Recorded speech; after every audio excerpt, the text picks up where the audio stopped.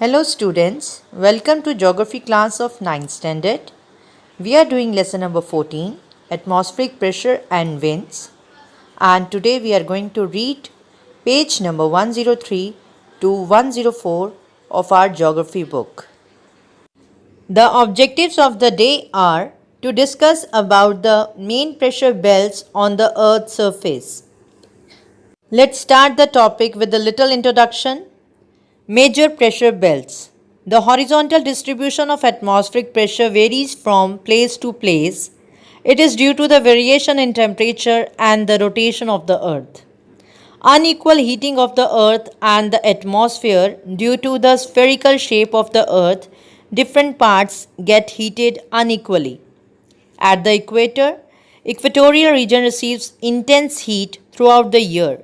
Heated air being lighter rises forming low pressure area. If you talk about at the poles, polar regions are very cold. The cold air being heavy sinks forming a high pressure area.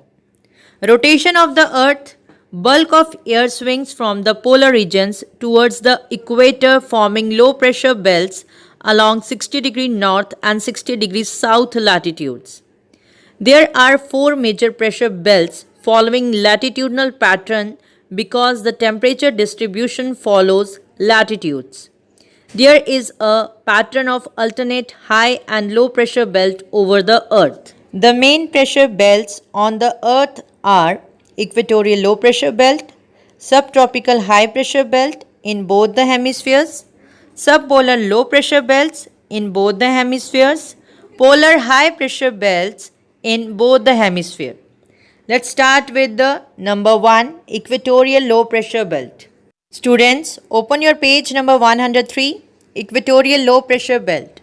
The equatorial low pressure belt extends on both sides of the equator and lies roughly between 5° north to 5° south latitudes. This low pressure belt is not stationary as there is a seasonal shift with the northward and southward migration of the sun. This region is intensely heated by the nearly vertical rays of the sun. The lower layers are heated due to conduction.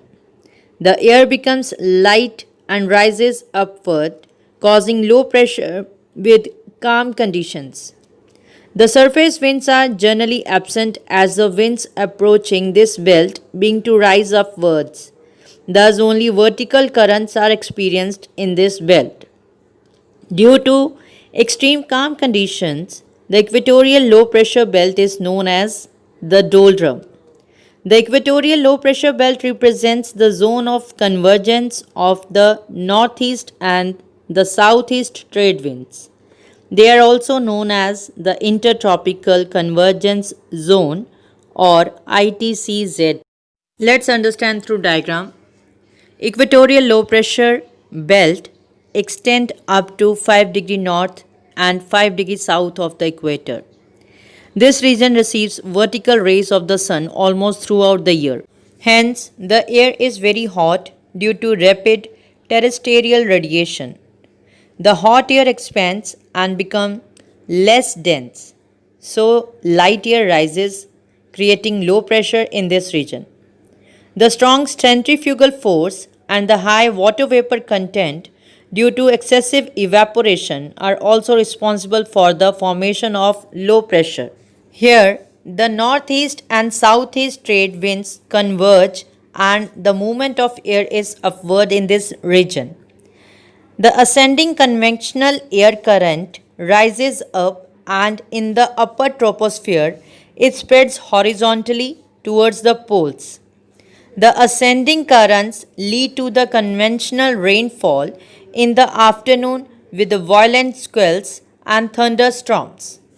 This low pressure region experiences calm condition with very little wind, hence known as the doldrums, meaning dull. Sailors avoid the doldrums because of lack of regular winds in this region. Next is subtropical high pressure belts. The subtropical high pressure belts extend roughly between 25° and 35° latitudes in both the hemispheres.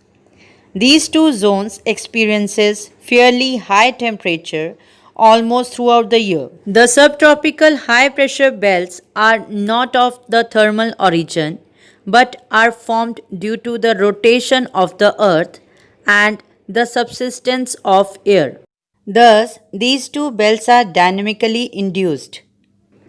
The warm air of the equatorial low pressure belt rises upwards and cools during its upward journey. After reaching the upper layer, it starts moving towards the poles due to the Earth's rotation. It further cools and subsides in a zone between 25° and 35° latitudes in both the hemispheres. The descent of air results in contraction of their volume and causes the development of high pressure. The subtropical high pressure belt is characterized by anticyclonic conditions which causes atmospheric aridity. This is one of the reasons for hot deserts being found in the western parts of the continents in both the hemispheres. This zone is not continuous belt but is broken into a number of high pressure centers or cells. At sea, this belt has little surface winds and is referred to as the Hauss latitudes.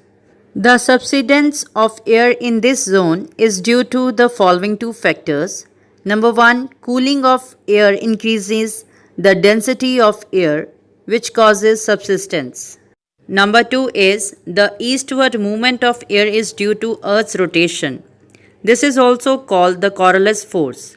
The rate of deflection increases with increasing distance from the equator. Let's understand in detail. Subtropical high pressure belt extends from 30° north to 35° north and 30° south to 35° south of the equator. Air that rises at the equatorial region reaches the higher level of troposphere where it cools down and spreads. Due to rotation of the earth, it gets deflected away from the equator to the north and south. It gets cooled and sinks down to the surface at 30° north and south of the equator. This causes an increase in air pressure. The air rising from 60° north and 60° south is forced to descend in this subtropical belt due to the effect of rotation of the earth, thus adding to pre-existence high pressure in this region. This subtropical high pressure belt is the region of calm winds. It is referred to as the Hauss latitude. Hauss latitude, why? Or why did the sailors throw the horses into the ocean? Let's discuss this question. Hauss latitude, in olden days, vessels with cargo of horses passing through the subtropical high pressure belts found difficulty in sailing under calm conditions. With a little water and food left for the humans, sailors used to throw the horses into the sea in order to make the vessels lighter. Henceforth, these belts or latitudes are also called Hauss latitudes.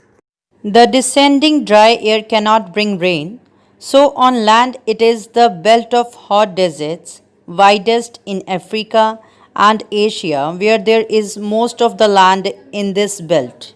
Come back to the reading again. 104 page, subpolar low pressure belts. The subpolar low pressure belts lies between 55° and 65° latitudes in both the hemispheres. These low pressure belts are not thermally induced. The winds coming from the subtropics and the polar regions converge in this belt and rise upwards. The great temperature contrast between the subtropical and the polar regions gives rise to cyclonic storms in this belt. The surface air also spreads out in this region due to the Earth's rotation. This also leads to the development of low pressure. Thus, these two low pressure belts are dynamically produced.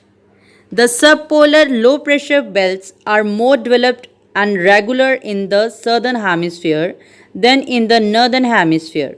This is due to the over-dominance of ocean in the southern hemisphere. Let's understand through diagram. Subpolar low pressure belt extends from 60 degree north to 65 degree north and 60 degrees south to 65 degrees south of the equator.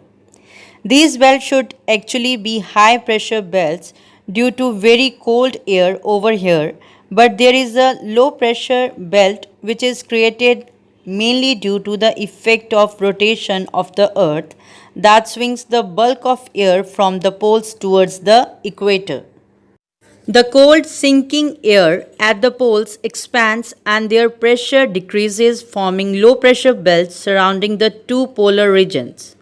These belts are the areas of convergence of westerlies and polar winds with cyclonic activities and storminess, especially in winter season. Come to the last pressure belt, that is polar high pressure belt.